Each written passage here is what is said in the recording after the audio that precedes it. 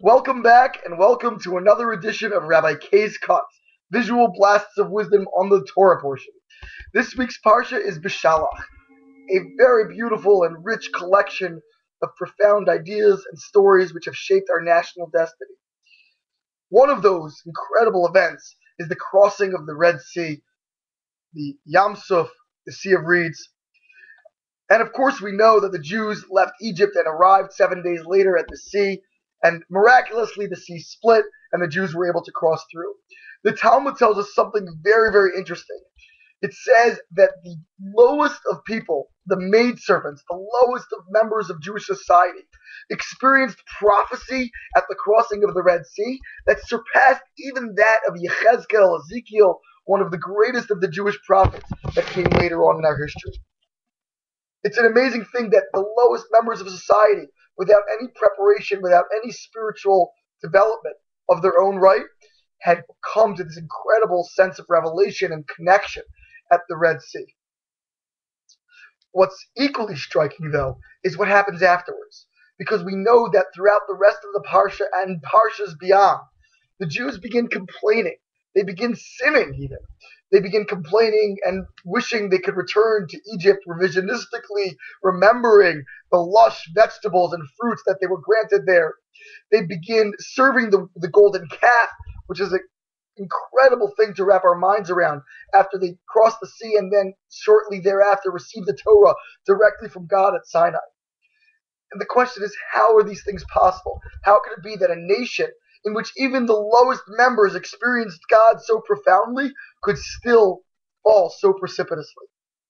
And I believe there is one answer that satisfies this question in a very beautiful way. This answer is as follows. When the Jews left Egypt, they were on the lowest level of spiritual impurity, the 49th level it's called. They were about to sink into oblivion, to be absorbed completely into the Egyptian nation, never to emerge.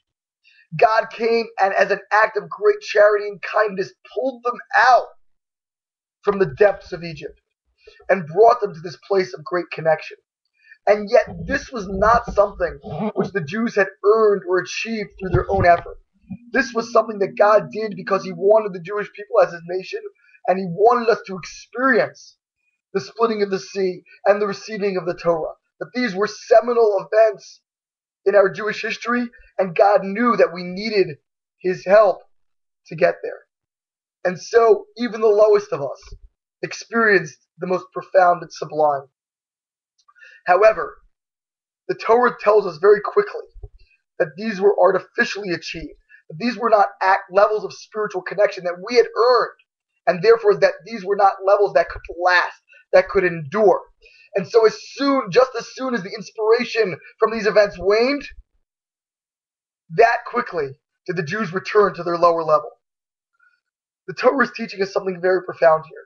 We often say, if only God would come down and give us a sign, show us Himself, reveal Himself, we would be so religious, we would be on such a spiritual high. But the reality is, says the Torah, that's not actually true. That's not the way that God built His world.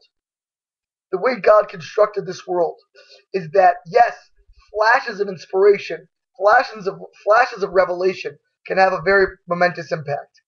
However, if we don't follow those flashes with dedication, with day by day, day in, day out, assiduous, consistent dedication, building step by step, brick by brick, up to a truly earned spiritual level, then the inspiration will never last. Inspiration is only valuable in as much as it can catalyze a journey. But the journey can never be replaced by those mere flashes. The journey remains the journey nonetheless. And every day is our responsibility to build ourselves so that the inspiration that we can achieve at great moments can actually be that which is internalized and preserved and earned as our own. The Torah is telling us Judaism is a journey. And while we must experience great moments that give us vision, that give us clarity, we must always follow those moments with tremendous effort and dedication that will bring us to a level where we've actually earned these levels, earned this spiritual connection.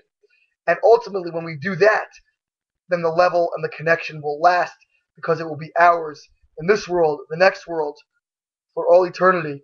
That will be our real spiritual legacy, that which we have earned and deserved and sweated and worked for with our own tears, our own effort. Shabbat Shalom.